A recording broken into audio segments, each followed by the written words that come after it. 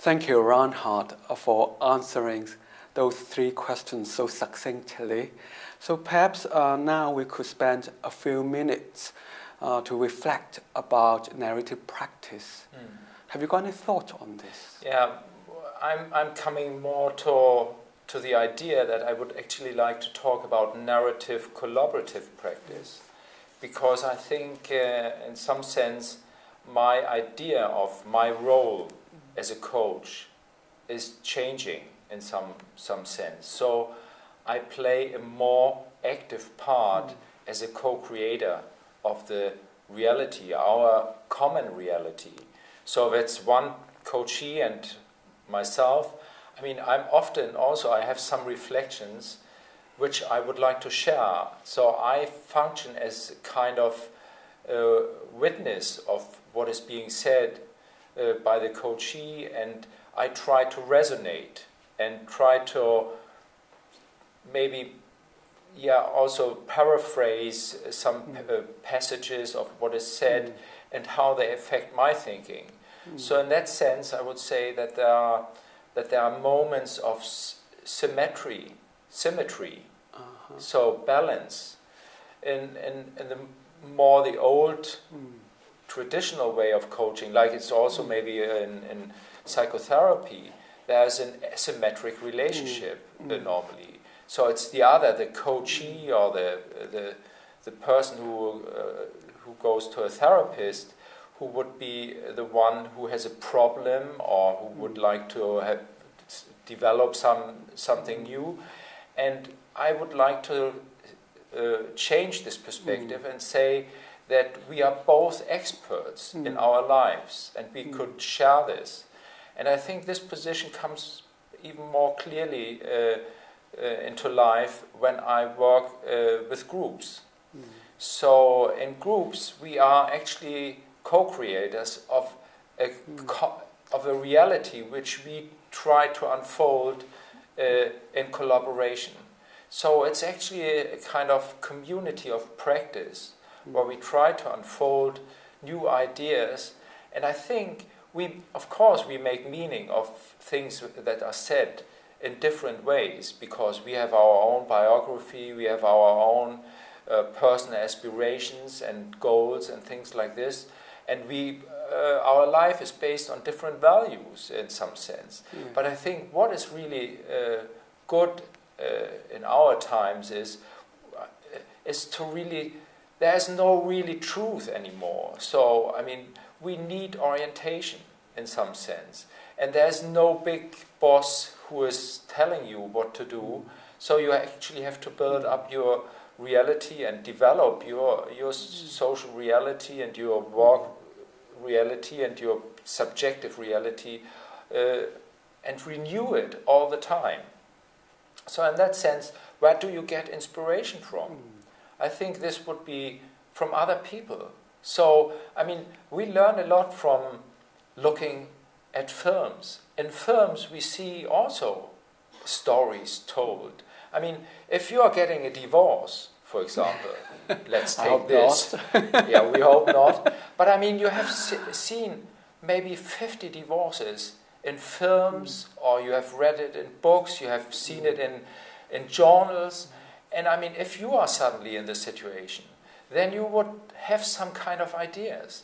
And the same would be with some positive stories. I mean, if you can share successes of others, you can learn how people struggle and how you struggle, and you can, for example, develop on that.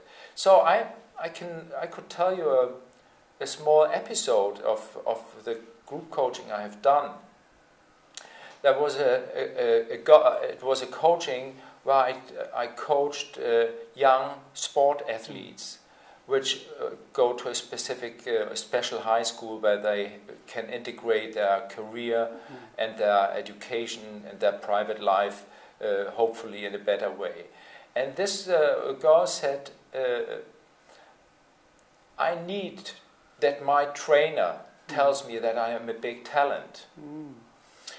And there was another guy in the group, in this group coaching session. He said, oh, no, you should trust on yourself, and you should believe in yourself. You don't need anybody else who tells you whether you're good or not, or whether you are a talent. And what I did was, when I heard this, I asked this young athlete, this boy, about, so tell me, how does it come that you are so enthusiastic about it, about making a different standpoint? And then he started to tell his story, what he experienced earlier, and that his parents had a hard time, and he didn't want to bother them with his small problems. So, and that was actually, and further on, when he told a story, when he was in the 4th grade, he was not able to speak properly, so he was stammering, he couldn't read, so he had really serious problems with himself. And the big person in his life at that time was a speech therapist who said, I will help you and support you. And so his story was actually, I can make a difference in my life. And there was somebody who helped me to believe in myself. And that was actually the message he wanted to share with this girl about her situation. And what actually happened later on, I mean, in sessions later, this story of this boy affected really this female athlete very much. So she changed her whole attitude to her way of approaching her career. So she suddenly wanted to know more about how to train, why to train like this. So in that sense, so sharing stories actually can unfold totally new realities. Wow, that's wonderful. You mentioned in your story, both within the groups, you mentioned the communities of practice, as well as in individual coaching, where within the relationship of coaching, the coach and coachee, you mentioned about outside the witness.